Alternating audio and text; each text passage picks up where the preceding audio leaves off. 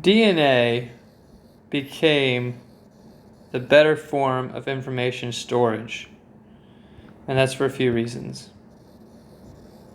RNA came first, most likely, but then over time, those ribozymes gave birth to LUCA, and LUCA had DNA.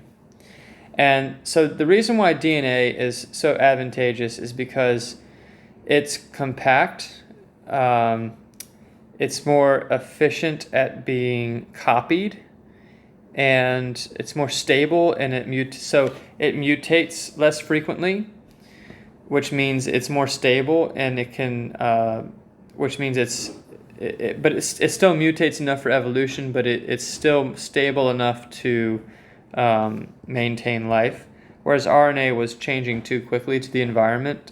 So for example, viruses have a hard time with this, where even if they do successfully infect a host, eventually they just mutate so quickly that sometimes they lose their virulence. So that can be a problem with RNA.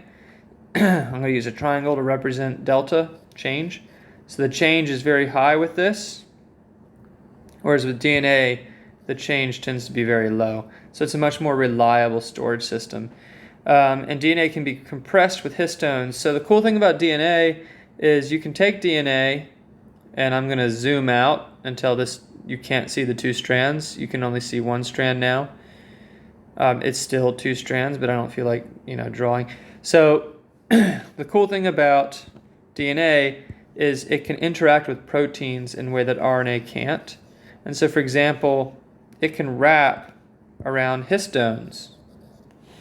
And those histones can create big, complex shapes that we call chromosomes. Condensed DNA. The advantage of that is it is very divisible. You can divide it in half, and you can have identical sides.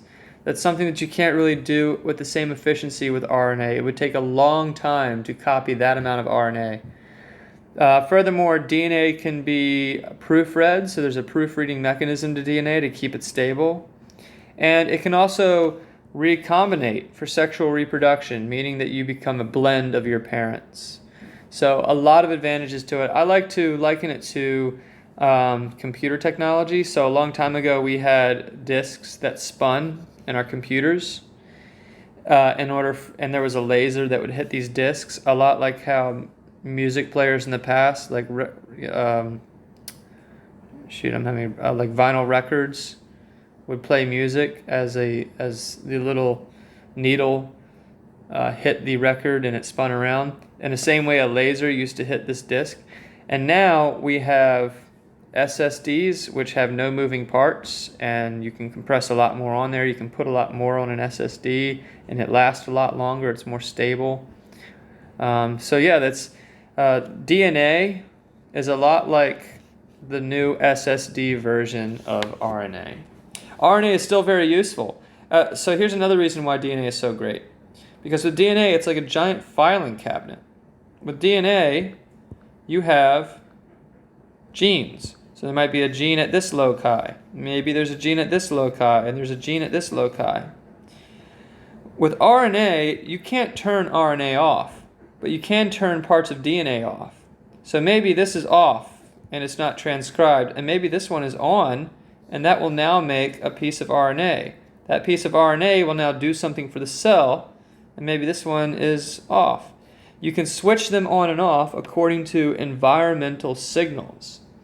And so DNA is also like a switchboard for RNA expression. Whereas before, when it was just the ribozyme, you just had a piece of RNA that just got bigger and bigger and bigger, and then it just did its functions all the time, and it got messy. This is much more controlled. You can have it on, or you can have it off. Much more organized.